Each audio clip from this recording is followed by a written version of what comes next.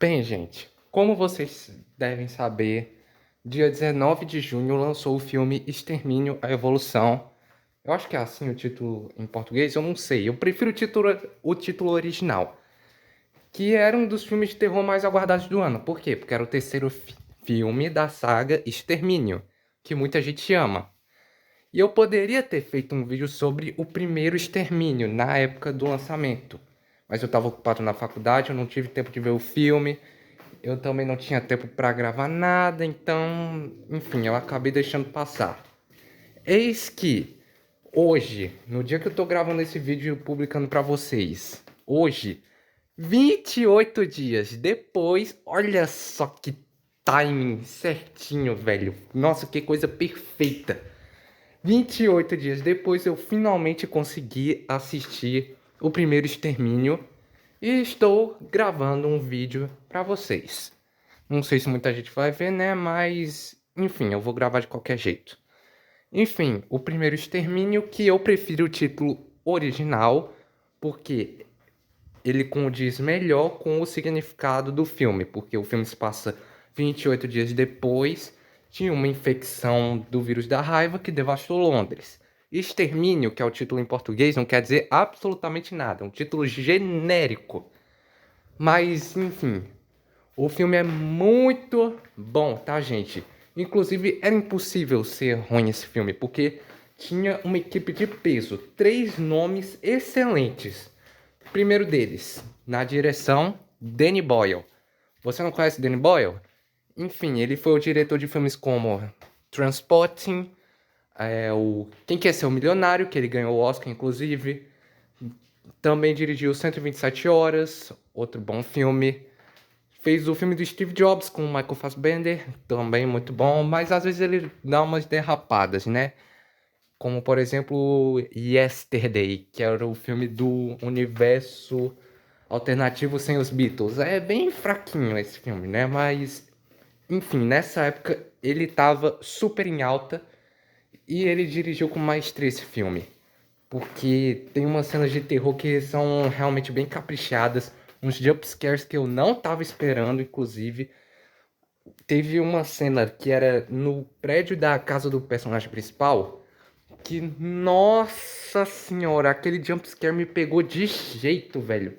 Que tipo, não teve construção de trilha, coisa que muitos filmes de terror adoram fazer hoje em dia. Teve só uma construção visual em relação a como as cenas são filmadas. Aí depois eu fui pescando melhor, que aquilo ali era uma solução para mostrar que lá vinha um ataque dos zumbis, que na verdade não são zumbis, são infectados, mas enfim, dá para considerar como zumbi. Era uma forma estilística de mostrar que lá vinha um ataque dos zumbis, lá havia jumpscare. Mas que quando eu assisti eu não sabia. Então foi aquele barulho, aquele susto que, ai meu Deus do céu, me pegou de jeito. Então, parabéns, Danny Boyle, você dirigiu perfeitamente esse filme. Segundo nome, Alex Garland.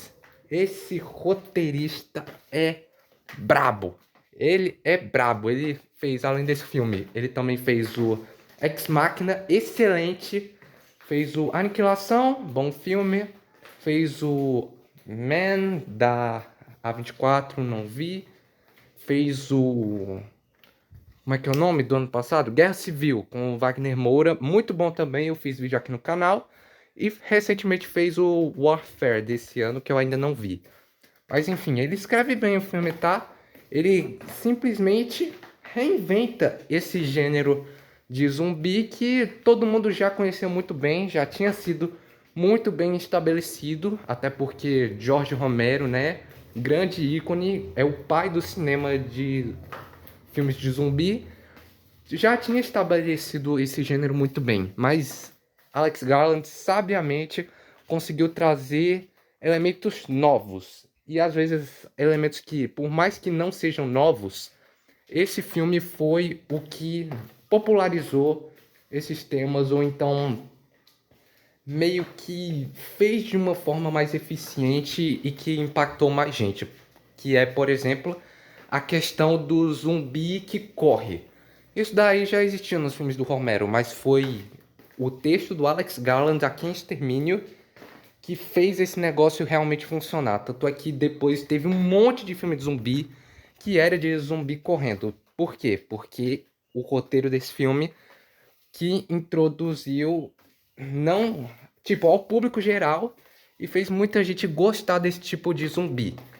Outra coisa também que esses zumbis não são mortos-vivos, eles são infectados. Eu não sei se isso já tinha em outros filmes, mas, tipo, dá uma coerência muito maior, porque se fossem mortos-vivos, além de eles serem bem mais devagar, eles já estariam decompostos, né? Não faria muito sentido ter um ataque de zumbis. Então, aqui realmente infectados acaba dando um contexto muito melhor para o filme em si, fica mais crível, porque são pessoas vivas ainda, só que eles estão infectados. Então o perigo acaba aumentando, porque eles não vão morrer assim tão fácil, né? Eles são mais resistentes, eles conseguem correr, eles conseguem te infectar. Nossa, o negócio da infecção também é pelo sangue e pela saliva. Que, beleza, a gente já sabe disso de outros filmes zumbis, mas nesse daqui a infecção é assim, ó. Num instante, você foi infectado, você teve contato com sangue ou saliva, 20 segundos depois, você já é um zumbi. Se o seu colega for um zumbi, então corre. Então, parabéns, Alex Garland, conseguiu reinventar esse gênero, não reinventar, mas conseguiu trazer esses elementos de forma a mudar esse tipo de filme. Você é brabo, Alex Garland. Inclusive, uma curiosidade, gente, esse Alex Garland, ele está escrevendo e dirigindo uma adaptação de Elden Ring. Que, tipo, eu tenho medo desse filme de Elden Ring. Eu acho que não é um jogo bom pra você adaptar. O jogo é excelente, tá? Mas ele não é bom pra adaptar. Mas eu espero que o Alex Garland consiga fazer um negócio bom. Ele consegue fazer milagre, eu acredito nele. Tá? Ele é um excelente roteirista. E o terceiro nome, Cillian Murphy, que vocês devem conhecer muito bem, né? O Thomas Shelby ou o Oppenheimer, que inclusive ganhou o Oscar. Ele atua muito bem aqui no filme. Inclusive, ele faz um papel muito parecido com o do Rick lá em The Walking Dead, daquele cara que acorda de um coma, aí se vê no meio de um mundo pós-apocalíptico, que não é mundo, né? A infecção é só em Londres. Mas que o mundo acabou, ele tem que aprender agora a se virar. Ele não tá sabendo de nada, ele não sabe muito bem como se virar, tem que fazer os seus contatos com outros sobreviventes. Então, Cillian Murphy manda muito bem. Não é uma atuação que salta aos olhos, mas para o que o filme pedia, ele manda muito bem. Inclusive, o resto do elenco também, que eu não vou lembrar o nome de todos. Tinha uma guria, que eu não lembro o nome. Tinha uma mulher, que é o par romântico dele, que eu não lembro o nome agora. Eu lembrava, mas eu esqueci agora. Meu Deus do céu. Mas ela manda muito bem também. E tem o Brendan Gleeson. Esse eu lembro por causa do filme dos Banshees de Inisherin. Todos mandam muito bem. Inclusive tem outros personagens que são mais coadjuvantes, que é o do Exército. Também são bem detestáveis. Eles cumprem o papel deles de serem bem detestáveis. Enquanto esses quatro cumprem o seu papel de serem sobreviventes, mas que ainda mantêm a sua humanidade, mas que precisam sobreviver ainda por cima. Então, o elenco tá de parabéns. Agora, falando de um problema grave do filme. Isso todo mundo sabe, esse problema gravíssimo que, nossa senhora, espanta muita gente que tem curiosidade desse filme, que é a fotografia. E eu não digo da fotografia, tipo, em enquadramentos ou em takes. Que, tipo, tem uns enquadramentos bons. Tem umas tomadas interessantes, apesar de ter uma ação um pouco picotada às vezes. Inclusive, tem um quadro desse filme que é justamente o Cillian Murphy que acorda do coma.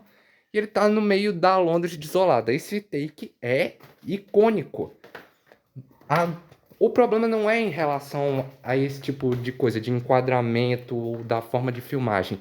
O problema tá na câmera que usaram para filmar. Jesus amado, que câmera horrorosa foi essa, velho? Nossa senhora, parece que filmaram com uma TechPix. E tipo, eu entendo o motivo. Eu fui olhar depois, eu entendo por que que eles usaram essa câmera. Que é porque eles tinham que filmar em Londres, obviamente porque o filme se passa lá, que é uma cidade muito grande, muito movimentada. E nesse contexto, Londres estava desolada. Então você tem que parar a cidade, ninguém pode sair de casa, ninguém pode fazer nada, ninguém pode ir para comércio, nada. A produção do filme tem que parar a cidade de Londres para poder gravar. E eles precisam optar por essa câmera, que eu não lembro o nome, que ela tem uma filmagem ruim, mas que em compensação permite que eles filmem as cenas o mais rápido possível. Porque, né, filmagem é aquele negócio mega chato, são 500 zilhões de tomadas de uma vez só. Então essa câmera aí, ela permite que você grave muitas tomadas em pouco tempo, tá ligado? Ela não depende de um tempo muito grande de reajuste, de estabilização, essas coisas. Eu entendo porque eles usaram essa câmera. Isso contribui para aumentar a velocidade da produção do filme. Mas, cara, a filmagem hoje em dia assistindo é horrível, velho. Meu Deus, não dá pra assistir esse filme numa TV 8K, por exemplo. Porque, tipo, se você botar, a imagem vai ficar horrível. Você não vai conseguir aproveitar o filme. Inclusive, um paralelo que eu faço muito grande é em relação ao filme do Flash. Vocês lembram quando saiu o filme do Flash? Que o CGI era tão ruim, mas tão ruim, que ele chegava a incomodar. Tipo, ele atrapalhava a sua experiência a ponto de que ele piorava um pouco o filme pra você. Enfim, aqui no Extermínio é a mesma coisa. A filmagem é tão ruim, mas tão ruim, mas tão ruim dessa câmera, que ela atrapalha. Tinha hora que eu olhava a cena e eu ficava com uma repulsa, eu virava o olho pro outro lado e meio que desviava a minha atenção do filme. Nossa, que negócio bizarro. E nem vem com essa história de, mas isso se encaixa dentro do contexto do filme, porque isso reflete alguma coisa do momento que os personagens estão vivendo, blá blá blá blá blá. Nem vem com essa, porque no final do filme eles estão gravando com uma câmera que essa sim é boa, tem uma filmagem boa, mas o resto do filme é filmado com essa câmera desgraçada, velho. Desgraçada. Mas, enfim, fazer o quê? E uma última coisa. A maquiagem é muito boa. Dá realmente uma impressão de infectados perigosos demais. E também de os personagens estão morrendo, ou estão ensanguentados, ou passaram um perrengue muito grande. Então, parabéns para a equipe de maquiagem. Enfim, esse filme seria praticamente perfeito. Eu daria um 10 para ele, se não fosse essa questão da filmagem, que realmente é ruim. Então, para esse filme eu dou uma nota 8,5, 9, por aí. Uma nota muito boa. Eu acho que é um dos melhores filmes de zumbi. Não só de todos os. Quer dizer, reformulando, não só um dos melhores filmes de zumbi da atualidade, mas também de todos os tempos. É um filme extremamente fluente, mas que por ter uma filmagem tão horrorosa, tão feia, eu tenho que abaixar a nota, tá? Infelizmente. Mas, enfim, é um filme muito bom, tá? Assistam. Inclusive, um último detalhe. Eu acho que por essa filmagem ser tão ruim, eu acho que muita gente vai preferir o segundo e o terceiro filme, dizendo que são filmes melhores do que esse, justamente por terem uma filmagem melhor, mas a realidade é que é o contrário. Esse primeiro Extermínio é melhor do que o segundo e o terceiro, mas infelizmente essa geração atual prefere focar muito mais em fotografia, em takes bonitos, do que necessariamente pelo filme, pelo que ele está contando, né? Essa geração TikTok, Twitter, enfim, fazer o quê? Mas então é isso, galera. Esse foi o vídeo de hoje. Espero que tenham gostado. Deixa o like, se inscreve, ativa o sininho para receber os próximos vídeos. Tamo junto, até a próxima e tchau!